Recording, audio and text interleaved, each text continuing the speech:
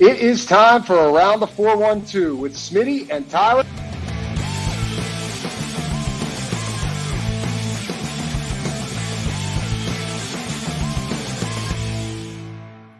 Welcome back to another episode of Around the 412. I am Tyler. With me, as always, is my co-host, Smitty. Go follow us on all of our social medias at Around the 412. Also, go check us out on YouTube and over on the listening platforms, wherever you find this podcast, Apple Podcasts, Spotify, YouTube. Follow us everywhere. Subscribe to the channel. Leave a like on the videos over on YouTube. And leave some comments. If you have any questions for a future episode, we will be sure to get to those on here. Also, go check out the description of either the listening platforms or the YouTube. We've got year 7 of Rocking Around the 412. It's our Christmas fundraiser that we've done for the past 6 years. Raised over $32,000 with the help of everybody that's been donated to provide children in the Pittsburgh area the Christmas that they all deserve. We've also partnered with the East Rochester, PA Salvation Army, adopting kids off of their angel tree. Smitty just notified me that Kaylee, who we also work with the East Rochester Salvation Army, already got 10 tags for the kids off the angel tree, which is absolutely nuts. She's insane for that.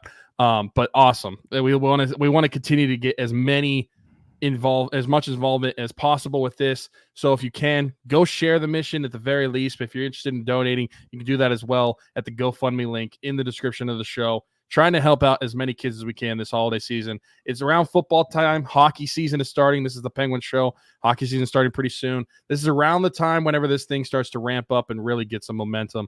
So if you can, go check that out. This is the Penguins show. Talked about a big topic last week.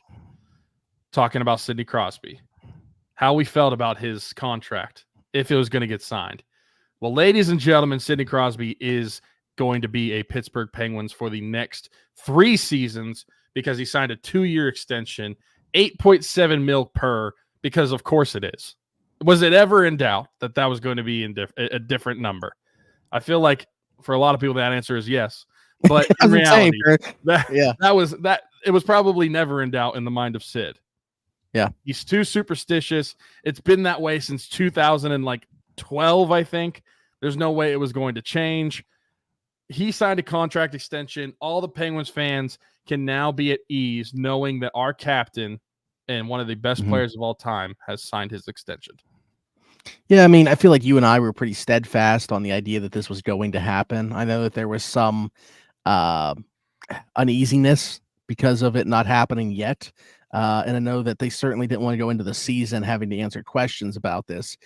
So very good that they were able to get this done. And I guess the next, topic is going to be, are they going to do something with Marcus Pettersson's contract prior to the start of the season? We'll see. But just focusing on Sid here, the number doesn't surprise me. $8.7 million, obviously. Does the years though, 2 years as opposed to 3, maybe? I was curious what your take on the term would be. I know 3 seasons still left now because he had this year, so still have 3 seasons under contract, but didn't get a 3-year extension. It was 2 years added as opposed to 3. Was that shocking to you at all, or was that kind of what you were expecting? So I was probably expecting 3 years, by looking at the contracts that are currently on the Penguins that would line up with Chris Letang as far as the expiration of his current contract. And so if that was the case, they could have decided to go out on this at the same time. But the fact that it's 2 years, I have to remove Chris Letang from the conversation and then look at in 3 years, because you have the additional year on his current contract. In 3 years, that summer, he's going to be turning 40 years old. 40 is a big number in sports, especially hockey. Like, not many people play until they're 40. But then again, not many people play at the level of Sid when they're 36 years old. So in that aspect, maybe he was just looking at it from, I'm going to be turning 40. We don't know what that's going to be like in 3 years. I know how I feel now, but 3 years is a long time, especially when you're getting up there in age. And maybe after that point, you take it year by year, because I think Sid has been quoted several times saying that he wants to play as long as he possibly can. Now, I think that's up to interpretation for how long Sid could actually play, because I think that Sid could play for a really long time, especially if he does not care as far as like lines that he's playing on. I think that he could play as long as Yager did at that point. Yeah.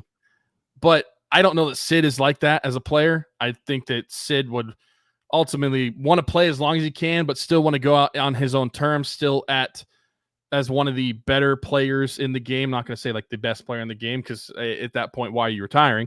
But like, I think that he doesn't want to get to a point where he falls off a cliff. I don't know that that's even humanly possible for him, because we just haven't seen it. And also, he's not the type of player that would have that type of nosedive in his career. Sid never relied on the speed. He never relied on his legs as far as his just straight line speed for his success. It was always the grind of getting in the dirty areas. It was always being I don't even know what type of, like I'm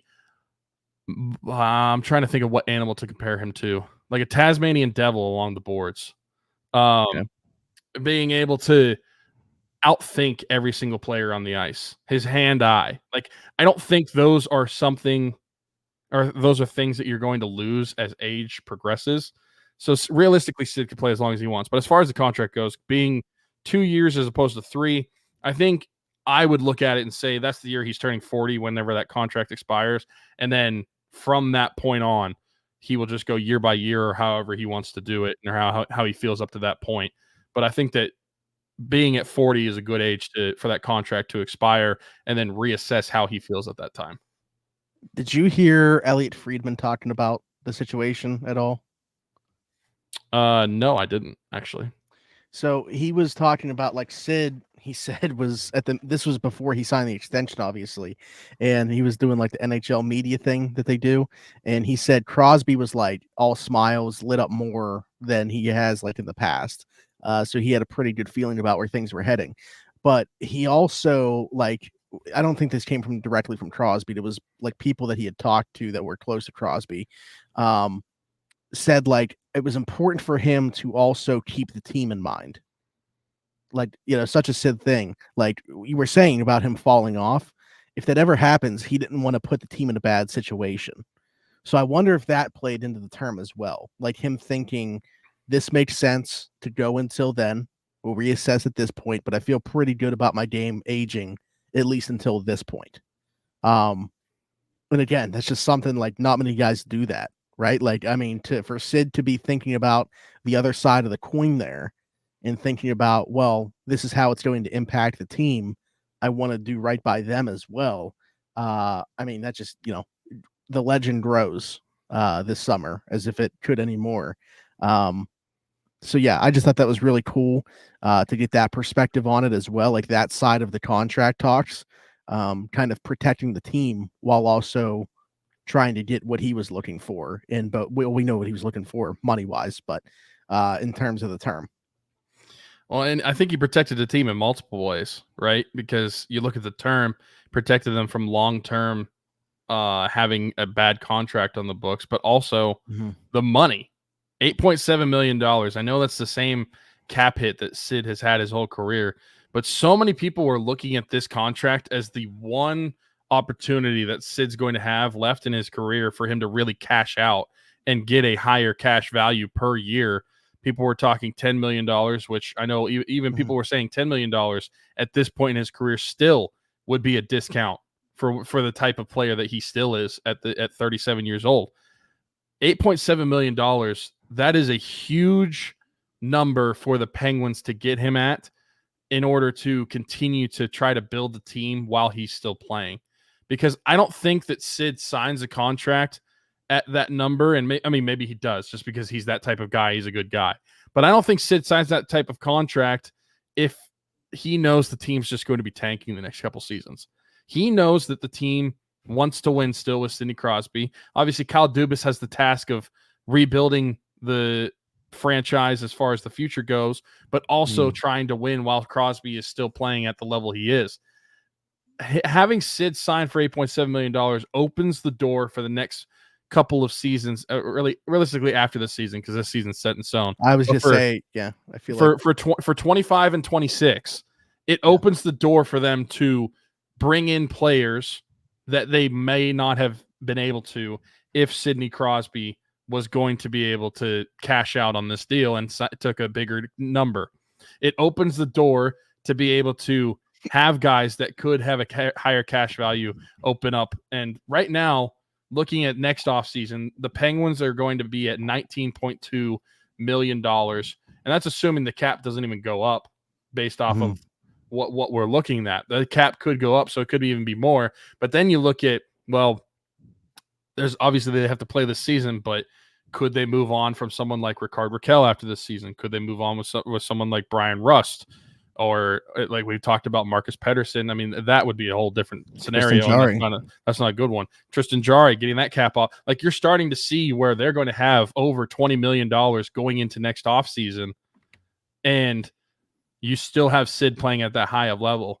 And now this is where I wanted to have a conversation where obviously I don't think that this is going to be realistic. But because Sid had the humbleness about him to still keep that same cap level, I think that if I'm Kyle Dubas, I am getting Crosby's opinion on every single transaction I'm doing moving forward while he's still on the team. First off, I think he should probably be doing that anyway, just out of a courtesy to Sidney Crosby. But because Crosby is helping you out with your cap situation, I think that at the very least, Sid should be informed of every single decision that Kyle Dubas wants to make. I know that's a lot of power to give a player, and I'm not saying that they have to weigh in his input into their decision fully, but yeah, I just think that you are giving your team a solid. You are giving the franchise a solid, and they need to lend it back to you and keep an open, honest relationship in the status of what's going on with your franchise. Because I don't think that it would be fair to Sid to keep that cap number low, give them the money to be able to sign other players, and then just completely screw it up and sign terrible players. Like, I don't know that I trust and I'm not just saying the Penguins, but like several organizations across the NHL and across sports. I don't know that you as a player should trust your front office to make these smart decisions with money that you could have been getting. So that's why I feel like moving forward, Sid should be not necessarily involved in like, yes, make this decision, but his opinion should be heard because of who he is and what he just did for your organization. I mean, it might be anyway before, right? I mean, would we really know? Yeah, we don't know that, but for sure right now it needs to be. Yeah, I guess it's kind of like, I mean, I'm typically somebody that feels like those for the most part should be kept separate, but I do know for a fact, like we know that quarterbacks in NFL organizations, like ones that are vested and stuff like that, have been around for a long time. They certainly have quite a bit of say. So I guess, relating that to hockey, he's the quarterback. So I don't necessarily have an issue with it. I don't think that I'm curious to see what the power, I'm not to use the word struggle, but just how that works behind the scenes in terms of that, whether that is something that's going on right now or isn't. If that is going to be something that would go on moving forward, I am curious as to what that would be. But to your point about the $8.7 million, the fact that he's continued to sign for that each year, it gets better, obviously, that the cap goes up because it's a lower percentage of the cap that he is making. I'm not saying he's the same player right now than he was, when he was winning the Rocket Richard or anything like that. But he's certainly still a bargain at $8.7 million. I'd go as far as saying he's still a game changer. What's going on, everybody? Smitty from Around the 412, and I just want to take a quick second to give a shout out to our folks at Game Changers. Their logo on the screen right now, right above my microphone. Over 2,000 different designs in their catalog. Luxury heavyweight material. I'm wearing one of their shirts right now. Best vintage t-shirts in the game. Head over to gamechanger.la or pick6.la to pick up some shirts. And guess what? Use code AT412. Save yourself $10 on your order every single time. Again, gamechanger.la or pick6.la. Best vintage t-shirts in the game. Check them out. The fact that Sid said too, which by the way, what an odd media session for Sidney Crosby. Just on somebody's, like, imagine if that was your porch. Yeah. Just imagine like that was your or my porch that's going on at as he's delivering season tickets. Maybe the most Pittsburgh thing that happened. But, he talked about the meetings with Kyle and just kind of aligning with the vision, which I feel like kind of plays into your point that you were just talking about with him having some say or at least being in the know on everything that they're doing. I feel like that's maybe even saying it without saying it, that is the case. But, it's good to hear that even though, actions are going to speak louder than words if that's the case. But it's good to know that they're aligned in the vision of where this team is going. To your point, like the 2024-2025 roster is what it is. We're not going to see that change much, if at all. But I think that it opens up the idea, like, man, is 2025. I mean, it's got to be like it would be an obvious statement to say that it's super important. But I feel like with the way that the roster looks right now, to all of a sudden expect that they're going to be able to get back to like a Stanley Cup contending caliber roster, Cal Dubas really has his work cut out for him in the next couple of, like, from now until the start of 2025. Well, and that's why I said, like, you could potentially see guys like Brian Russ and Ricardo Kell, like people with more contracts moved out in order to kind of address your team more, like have more flexibility with where you're spending that cap. And knowing that, like we said, 24-25, pretty much set in stone. We know what the team's going to be. Not sure of the outcome, but we know how, as far as roster construction, what it's going to look like. 25 and 26, you still have an opportunity to improve upon itself. I don't think that the Penguins' cup chances are dead in the water, but there are several improvements that need to be made. Like, who knows? Maybe by 2025, Joel Blomqvist could be contending for the starting goalie spot. You're not going to have the cap hit with Tristan Jarry anymore, and you could be bringing in some of these free agent players.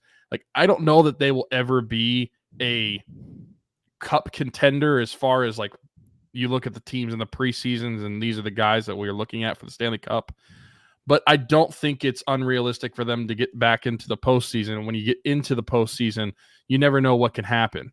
I think that the Penguins, even just this past season, could have not necessarily made a run, but at least performed better than what, like, the Capitals did against the Rangers.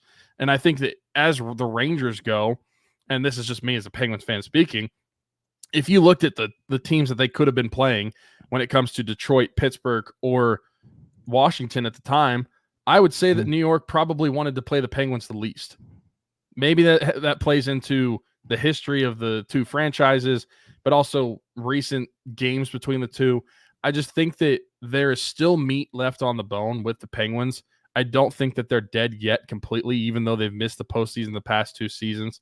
And I think that with the contract extension that he has and the opportunity that you have mainly in 2025, like we're speaking, there's still opportunity there to add more assets to your team and build a legitimate playoff team. I'm not going to say cup contender, but get them back to the playoffs and play serious hockey and actually contend against some of the better teams in the league this year. Also, I did want to mention, I've been going through some of the players that were goal scorers, because I heard you mention the Rocket Richard, whatever Sid won that. I was looking at how many players on the that are above Sidney Crosby, because Sidney Crosby was tied for 11th in goals with Mikko Rantanen and Jonathan Marchessault at 42 goals on the season. Above him, Rantanen is paid more, Kucherov is paid more, Braden Point is paid more, Kirill Kaprizov makes more, David Pastrnak makes more. Philip Forsberg makes, I think, $500,000 less or $250,000 less. Artemi Panarin makes more. McKinnon makes more. Zach Hyman makes less, I'm fairly certain. Let me see. Yeah, he makes less. Okay. And then you have at the very top Sam Reinhart, who makes. Oh wait, he got a lot of years, but he's only 5.5. He got a ton of. He got like an 8-year deal. Sam Reinhart makes less by like $400,000 or $500,000 on his deal, and then Austin Matthews obviously makes more. So we're only talking about like 10, 11 guys above Sidney Crosby. Only like 2 of them make less or basically around the same of what Sid is making. Yeah. It's a great value, great bargain for what you're getting from Sidney Crosby, especially when you play into the factor he's 7 to 10 years older than most of the guys on the list that I just named. Mm-hmm. Yeah. I mean, we know he can still go. We've kind of been talking about, like, we know who's going to be on the one side. It's going to be Brian Rust, who's going to fill that left wing spot. I would say the early contender is Drew O'Connor, but we'll see if somebody can take that spot that isn't Drew O'Connor throughout training camp in the preseason. Last thing I want to ask you before we get out of here, unless you have anything else, isn't related to Sidney Crosby, but I mentioned the Marcus Pettersson thing. Do you think that that's on the docket at all, or do you think they're just going to wait and see how the team performs during the season? I still think that that's one that you wait and see how the team performs. Sidney Crosby is a player that is going to retire a Penguin no matter what. In my opinion, I know a lot of Canadians feel differently about that. They're just upset and petty that he's not going to play for a Canadian team. But I do think Marcus Pettersson is different. I do think that is one where, yeah, Sid's going to retire a Penguin. Marcus Pettersson probably not going to retire a Penguin, or at least doesn't feel like he has to retire a Penguin. He's not even close to retiring at his age still, and he's one of the ones that can get you the biggest trade value if the team was performing poor enough this season. I don't think that it's on the docket preseason. I think that going into the season, depending on how they perform, if they're performing well, you could see a Marcus Pettersson extension in mid-season this year. This isn't the Steelers. Yeah, they're not they're capable of signing contract extensions during the season. I think that is a 100% possible thing that could happen. But that's just one where you got to play it out. You got to play it by ear, because you don't know how the team's going to be performing come February. And if they're seriously not in it anymore, it's almost like, if you do want to contend in 2025 or 2026, you might as well try to make some sort of trade to either open up more cap space or try to recoup some assets that could help you in that as well. So I don't know. That's one that you kind of just have to wait and see. The reason I think it's even more prevalent now, I don't know if you saw, but Esa Lindell got an extension in Dallas. And I feel like they're kind of similar players. So he got 5 years, 5.25 per. Difference is he's 30, Pettersson's 28, but both definitely more defensive than offensive. But Lindell had, not a breakout year stats wise offensively, but his transition game really improved last year. Really good passer, gets the puck moving up the ice, and I feel like that's kind of been an underrated part of Pettersson's game as well. I know he doesn't take the puck a whole lot, especially like playing with a guy like Carlson. It's going to be on his stick, breaking it out of their own end, but certainly an element that he can bring to the team. I'm not saying that that's like a 1-for-1 contract comparison. I would actually hope not. If they are going to extend Pettersson, it could definitely be 5 years. Like, I think that he could definitely get 5 or 6 years, still being that he's 28. He could push for that. The number I'm cool with, but I'd like to at 4 years. Like, if they were to do a 4-year 5.5 extension with Pettersson, definitely cool with that. I'm not fully in the same. I understand if they decide to wait and see where they're at the deadline. I actually prefer to extend him as opposed to waiting. Right. Like, I would extend him right now. I understand where you're coming from. I understand where everybody's coming from, but I view him as kind of the defenseman for this team going forward. Like, when I look at this team right now, Chris Letang, obviously, nearing the end of his career, still a good player, two-way player. And Carlson, we know what he brings offensively. Pettersson's the only guy that I see is like the defensive defenseman that's on this roster right now. And I understand, like, if you have that type of asset and you're not good, what does it matter anyway? I think that he is somebody that can be a part of this team in their next good run, even if it takes a couple years to get to that point. Yeah. Well, that's something he's got to be willing to do too. Like, he's got to, Sure. I think that would have to be an open conversation. Like, hey, you may have to bite the bullet for a couple of years and just be on a terrible team, but we're trying to rebuild this and get it back to a competent team. If you do give him like a 5 or 6 year deal, I'm sure that's going to have to be some sort of selling point to him, that they're building towards something, not just going to be doom and gloom for the entirety of that contract. Yeah, certainly there's got to be buy-in from his side as well, because he could play out this year, say he doesn't want to sign a contract and hit free agency. Or, if he doesn't have any term beyond 2024 attached to him, like you said, could certainly be a trade candidate for them as well. So I think that there's all three paths are possible, in my opinion. The way that it was kind of talked about, though, like, I know David Pagnotta was like way off on the timeline. But the second time that he tweeted about a Crosby extension, he still included Marcus Pettersson's name. Crosby got done. So I do wonder if there maybe still was some insight there. He was just like, I don't know, maybe they were talking July 1st and just something happened there, but was obviously not close at that time. Circled back now. We'll see if that Pettersson one gets done. But I don't know. Yeah, there's certainly a lot of things that need to take place. There's a lot of players on the roster that aren't going to be on the roster after training camp and preseason. That's why I'm typically not excited for like those games to take place for the Penguins. But there's just so many guys that are fighting for NHL roster spots. So I'm actually excited because there's going to be some that make the team. There's also going to be a ton that don't make the cut. Smitty from around the 412 here. And while I may not have much hair, the hair that I do have will not be cut by anybody besides Keek at Keek's Barbershop. My friend Christian Circle, been with us since day one. Keek's Barbershop, located 401 Burkitch Way, Suite 2 in Beaver, PA. Download the app The Cut. Book an appointment with Christian today, or you can do walk-in with Tony or Ashley. But again, Keek's Barbershop, 401 Burkitch Way, Suite 2 in Beaver, PA. Go check them out. Old school vibe in there. Absolutely love it. Cannot recommend them enough. Wouldn't go anywhere else. Maybe I'll see you there. So I don't know. Do you watch preseason hockey at all? Like, I'm just wondering again, like I'm typically not excited. I mean, I watch the Penguins. I don't watch any other team, okay. But I do watch the Penguins preseason game. I don't even normally watch the Penguins. Like, that's what I'm saying. But like, I feel like this year there's reason to watch. Like, there's the bottom six, the way that could shake out. We don't know who's going to be Sid's top line left winger. So I feel like there's a lot of intrigue to actually pay attention this year. Underrated aspect of Sid coming back for the term that he is. And I'm not saying this is going to happen. Obviously, he has to make his NHL debut and see how it plays out with the Penguins.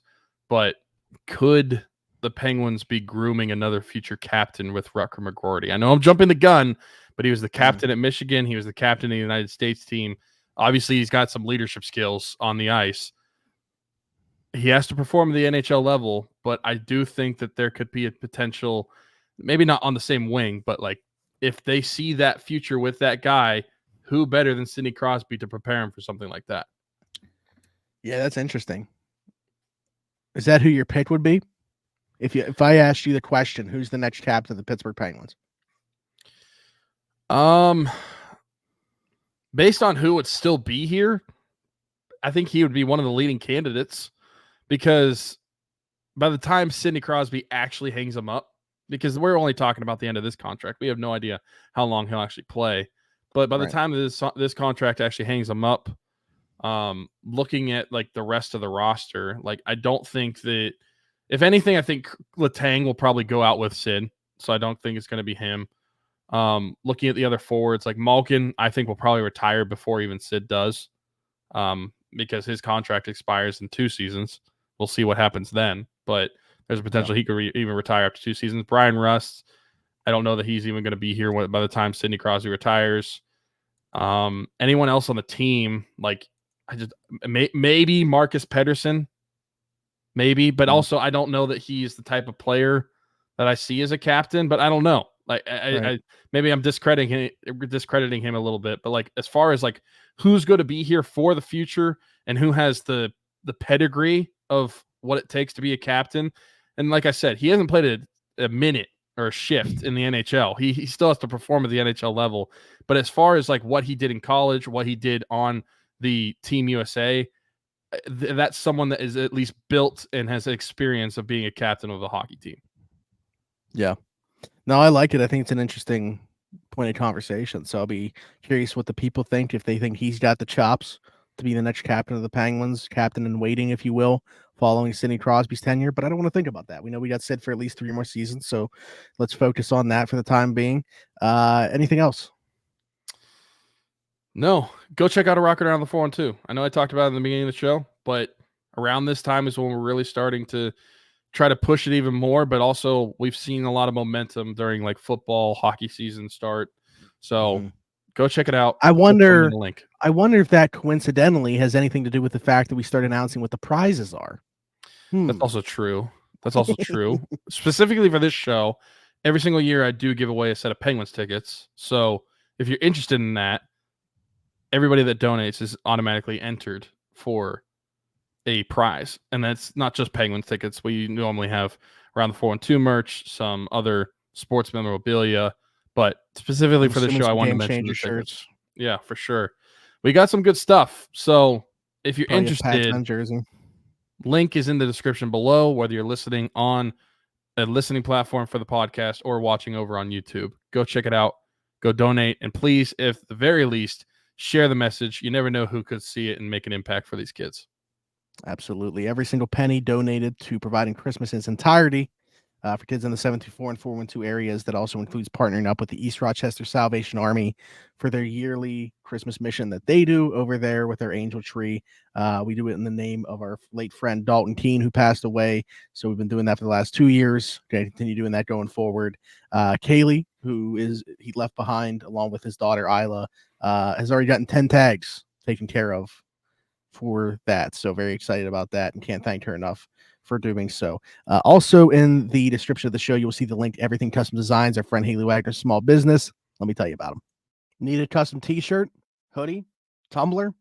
Stop what you're doing. Don't go anywhere else. Check out the link in the description. Everything Custom Designs, our friend Haley Wagner's small business. She can do all that for you. She even does around the 412 merch, t-shirts, hoodies, long sleeve tees, bunch of different stuff. I even got a tumbler from her as well. So go check out the link in the description. Goes directly to her Facebook page. All of her stuff can be found there. Again, Everything Custom Designs. Haley Wagner. She does great work. Can't recommend her enough. Go check it out. So there's that. T-shirts, hoodies, long sleeves. I'm actually rocking one right now.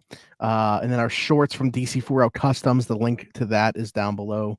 To gamechanger.la, pick6.la. Save yourself $10 using code AT412. Be sure to like, subscribe, hit that notification bell if you were here on YouTube. Hit us in the comments with your thoughts on anything that we talked about, how fired up you are to have Sidney Crosby back in the fold for at least 3 more seasons. If you're listening somewhere else, Apple, Spotify, wherever you get your podcast from, be sure to leave us a 5-star review, subscribe over there, do all that good stuff as well. Follow us on everything at Around the 412. For Tyler, for Smitty, this has been the Around the 412 Penguin Show. We'll see you guys next time. Bye-bye.